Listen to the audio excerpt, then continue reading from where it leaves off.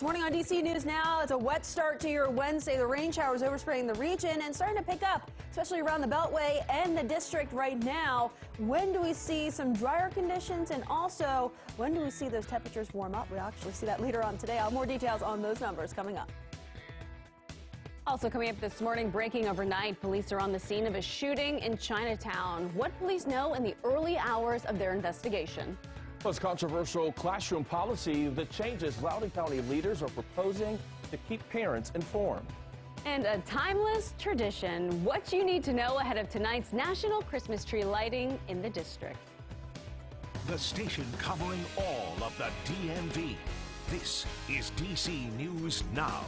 All right, at 6 o'clock on this Wednesday morning, good morning to you. Thanks for joining us. I'm Corey James. Good morning. I'm Tanaya Wright. We have wind, we have rain on the way, starting to move into the D.C. area soon. Let's get straight to meteorologist Jackie Layer with a check on our forecast. Good mornings. People are already seeing some rain out there a little bit. Yeah, so we're already starting to notice that rain overspreading the Commonwealth, now pushing through the district right now and continuing to work its way off towards the north and east and filling in across much of Maryland at this point in time. So expect to take it slow on your travels and make sure that you do have the rain gear. You'll certainly need that as well through that Wednesday morning commute. Here's a view of the radar. We're seeing a lot more green out there right now as opposed to what we saw about 2 hours ago. And that green is seeing a few more of those darker greens starting to pick up and right around the Beltway right now. So that means that we're starting to notice a bit more of that rain starting to come down a little bit harder at this point. But as we take a wider look at satellite radar, shows us that even seeing some severe weather down towards parts of Alabama and Mississippi,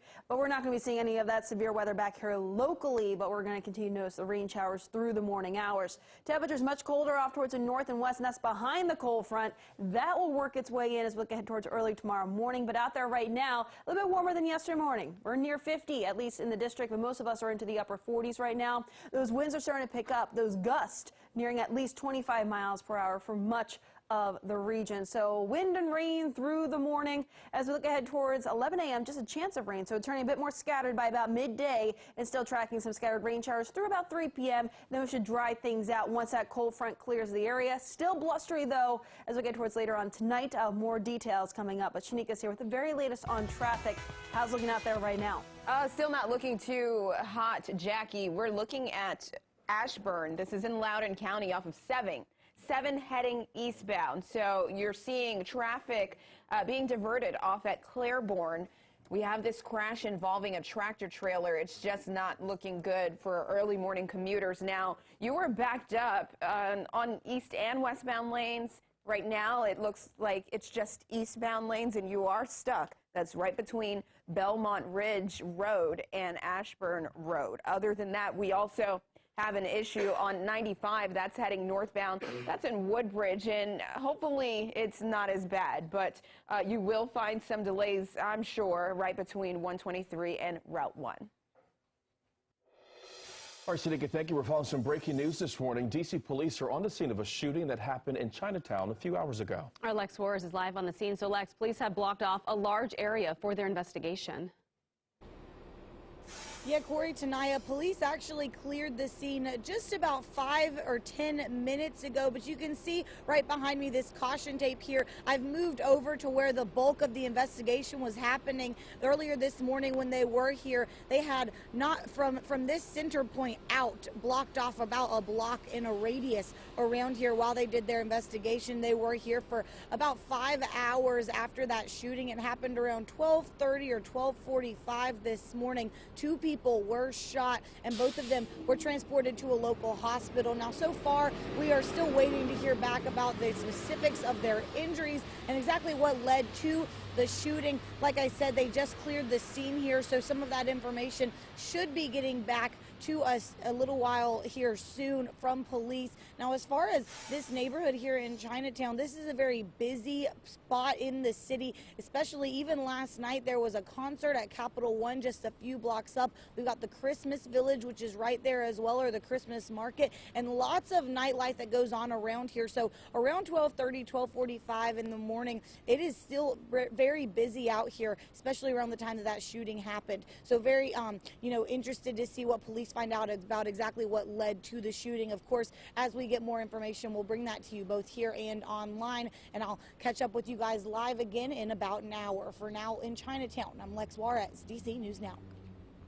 Thank you, Lex. Your time right now is 6:04. Getting a heads up, Loudoun County parents will now be told in advance if sexually explicit material will be taught to their children. Yesterday, the board approved a policy requiring schools to notify parents at least a month before any sexual content is being used in the classroom. Now, school officials say this will allow parents to review and pick alternative material if they're concerned about that curriculum.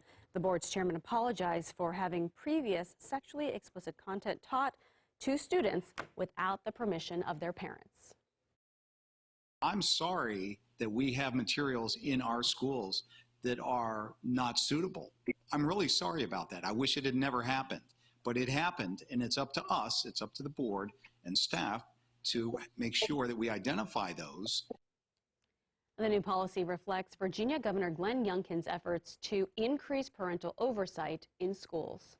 Your time right now is 6:05. An update to a story we first told you yesterday. Investigators say a woman called 911 to tell them her brother was attacking their parents at their home in Montgomery County. The incident happened at a home near Haller Place and Winding Ridge Highway at around 2 o'clock yesterday morning.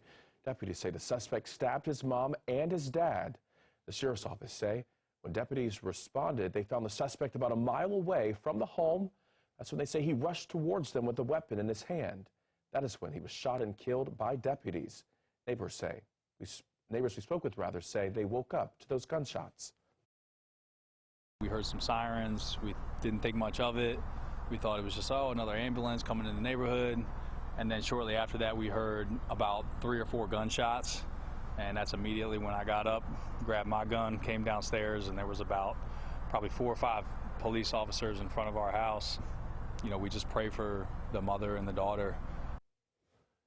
Now, the father died from his injuries. The suspect's mother is expected to be okay. Right now, the Attorney General's office said body camera footage will be released within 2 weeks. Back in the district now this morning, police say they have made an arrest in a string of robberies and carjackings. On Saturday, police say they arrested D'Angelo Richardson. Police say the 6-month spree started back in May after the 20-year-old allegedly assaulted someone and took off in the victim's car. They say he was involved in 20 armed robberies and 3 armed carjackings. He is facing several charges this morning, including armed robbery. And later this morning, we are expected to hear from first responders who helped 2 people to safety after the plane that they were in crashed into power lines in Montgomery County. Our Cheyenne Corinne spoke with neighbors who say that they're worried another crash there could have serious consequences. It comes on right now, right over our heads. It's very low. It's very scary. Loud noise, exposure to lead through aviation fuel, and low-flying airplanes are just some of the safety concerns the group Citizens for Air Park Safety say they've raised. Founder Catherine Wallenmeyer says Sunday night she heard the plane buzz loudly over her home right before it crashed. A lot of energy spent on protecting the airport and not protecting the citizens and the communities. Wallenmeyer has lived in the community for more than 20 years. She says issues began in 2019 when training operations at the air park increased drastically. This week, Wallenmeyer says she sent a letter to the county council saying our communities are placed at risk on a daily basis because of the air park. So that was very disturbing to me as I heard the plane flying directly over my home at a very low level, about 545 feet above my home. Kevin Link is also president of the East Village Homes Corporation, which includes about 1,400 homes near the airport.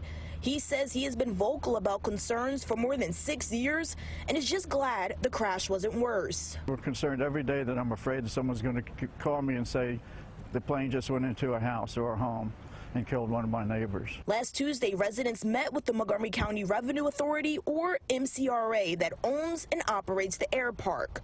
County Council President Gabe Abernoth says that meeting was held at the council's urging. And there's nothing more important than the safety and security of all of our county residents. And we look forward to those ongoing discussions and, if appropriate, acting upon whatever recommendations are out there that the council has within its purview. Now, not everyone feels the same way about the air park. There's actually another group that's advocating to keep it here, saying that it's a beloved part of Montgomery County. I reached out to that group along with the MCRA and the air park, but unfortunately did not hear back this evening. Reporting in Gaithersburg, I'm Cheyenne Karen for DC News Now. All right, it's time to make way for Christmas. The 100th National Christmas Tree Lighting Ceremony is expected to take place tonight at the Ellipse. But the event is bringing a long list of road closures and parking restrictions to people who are traveling in the area. Take a look at this map this morning. It shows you the areas around the White House and Washington Monument. Now, this will be closed due to traffic, to make room for emergencies. Certain streets will also have restricted parking. The tree lighting ceremony is expected to start this evening at 5:30. Your time right now is 6:10 this morning. Washington Capitals legend Alex Ovechkin sets another record. After last night's game, he is now the highest goal scorer on the road in NHL history. Now, that goal came as part of a hat-trick performance, upping his career total to 793. He is now 7 goals away from being the 3rd player in the league history to score 800 times. And it was a great night all around for Caps fans who could actually stay up long enough. They jumped out to a 3-1 lead in the first period and never looked back, winning with a final score of 5-1. Washington continues their West Coast road trip tomorrow when they face the Seattle Kraken. And huge crowds filled the DC's Astro Beer Hall yesterday, gathering to watch the U.S. beat Iran 1-0 in the World Cup. Now, the U.S. now moves to the round of 16 and will take on the Netherlands. The lone goal came from Christian Pulisic, who threw his body on the line, colliding with the goalkeeper. He had to be taken to the hospital at halftime. Now, despite the injury to their biggest star, U.S. fans are happy about the victory. Today, as an American, I can finally say I'm proud to be an American. Proud, delicious. We were hoping, as U.S. fans, that we would persevere, but it didn't make it an extra large game. Like, no matter the opponent, today it was win and you're in. Pulisic has been diagnosed with a pelvic contusion. His status right now is considered day-to-day. The U.S.'s next match, that will be on Saturday.